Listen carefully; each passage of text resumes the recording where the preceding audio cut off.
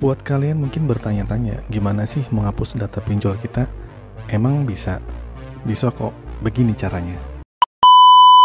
Assalamualaikum warahmatullahi wabarakatuh. Balik lagi di channel Sekelas Pinjol. Langsung saja tanpa berbasa-basi, saya akan membahas tentang bagaimana cara menghapus data pinjol. Nah, ini akan selalu menjadi pertanyaan ya. Bahkan ada teman-teman yang galbay, bahkan tergiur sama oknum penipu yang mengiming-imingi bisa menghapus data pinjol dengan bayar sekian. Nah, itu salah ya, itu fix penipuan. Nah, di sini saya akan menjelaskan caranya mudah kok.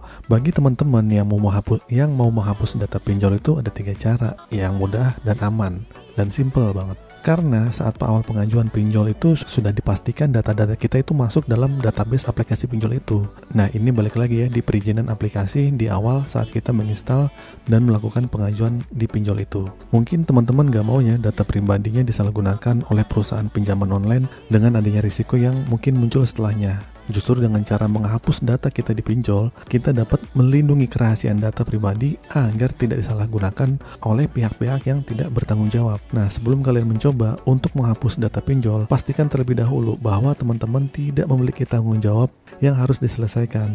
Maksudnya, Anda harus melunasinya dulu dan tidak ada tanggungan cicilan. Nah, jika teman-teman menggunakan cara menghapus pinjol ini hanya untuk menghindar dari tanggung jawab pinjol yang harus Anda lunasi, maka bisa saja teman-teman justru malah mendapatkan masalah yang lebih besar di kemudian hari. Nah, perlu teman-teman ketahui bahwa cara menghapus data pinjol itu baru bisa Anda lakukan ketika Anda sudah melunasi tagihan pinjaman online itu. Jadi buat teman-teman yang masih gagal bayar, ya ini akan susah. Karena saat pengajuan itu, data-data di awal yang masuk ke aplikasi itu sudah masuk di database aplikasi itu. Nah, sampai situ paham ya?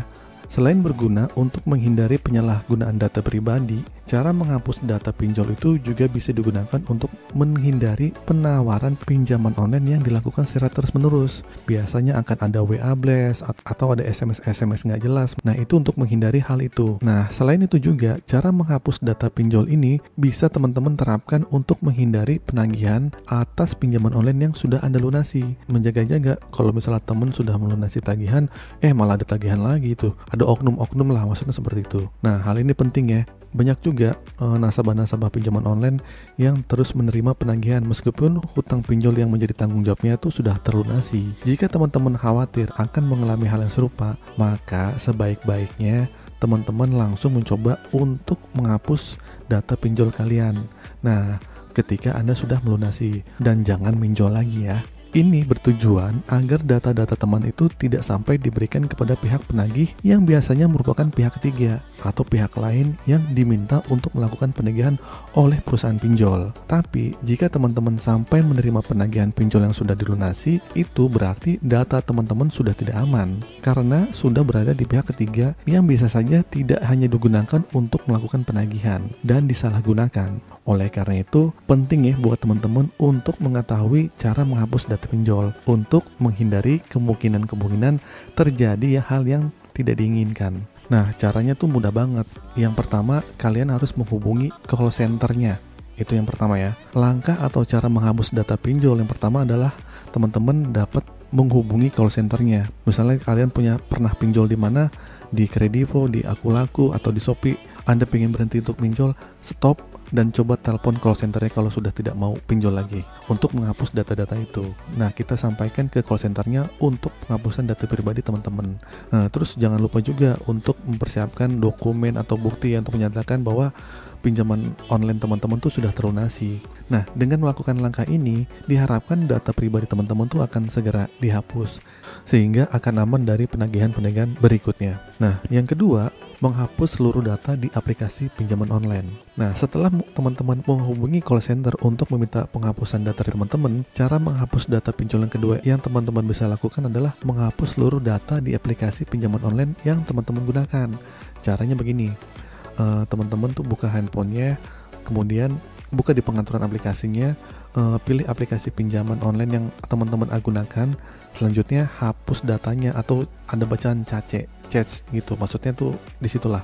Nah, dengan melakukan penghapusan data di aplikasi pinjaman online, setidaknya teman-teman dapat meminimalisir risiko data pribadi teman-teman tersebar. Jadi nggak perlu repot-repot lah buat ganti nomor atau sampai reset HP teman-teman ke pengaturan pabrik. Yang terakhir, yang ketiga, menghapus aplikasi dengan menguninstallnya.